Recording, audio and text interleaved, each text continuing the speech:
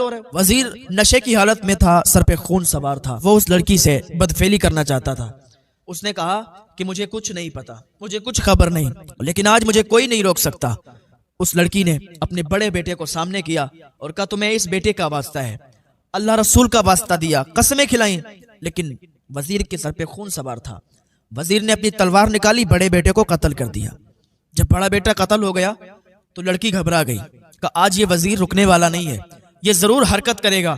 उसने कहा अच्छा सुनो, मैं वजू से हूं, आप मुझे थोड़ी इजाजत दो, मैं अपना वजू तोड़ के आती हूँ। वजीर ने कहा ठीक है जाओ। जैसे ही वो लड़की निकली, खेमे से निकली तो दौड़ लगा दी। जब दौड़ लगाई तो घनी झाड़ियों में जाके छुप गई। वजीर इधर उसके इंतजार में था और वजीर के सर पे खून सवार था। वजीर सोच रहा था कि अब आए, लेकिन वो घनी झाड़ियों में जाके छुप गई और लड़की नहीं आई। काफी देर वो इंतजार करता रहा, फिर वो बाहर निकला और ढूंढने लगा। वो इस झाड़ी जाता, उस झाड़ी, ढूंढने लगा जंगल में, लेकिन लड़की एक घनी झाड़ी में जाके छुप गई थी जो वजीर के हाथ नहीं आई। ढूंढते ढूंढते उसे सुबह हो गई, सवेरा हो गया, लेकिन लड़की नहीं मिली। जब सुबह का टाइम हुआ तो लड़की भागती हुई अपने खेमे में आई। वजीर वहां से जा चुका था।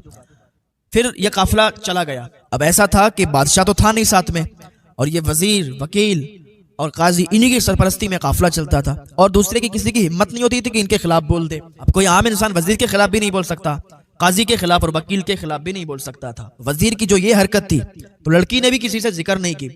किससे जिक्र करती? तो दूसरा दिन हुआ, जब दूसरी मंजिल पर ये लोग पहुंचे और काफिले ने पड़ाव डाला, तो अब दूसरे दिन जो वजीर था उसका खेमा बहुत दूर लगा। उस दिन वहां पर वकील का खेमा तैयार हो रहा था। तो उस लड़की ने कहा वकील साहब, यहाँ पर तो हमारा खेमा लगा हुआ है और इसके बिल्कुल पड़ोस में आप खेमा क्यों लगा रहे हो? आपको पता नहीं मैं एक बादशाह की बेटी हूँ और एक बादशाह की बीवी हूँ।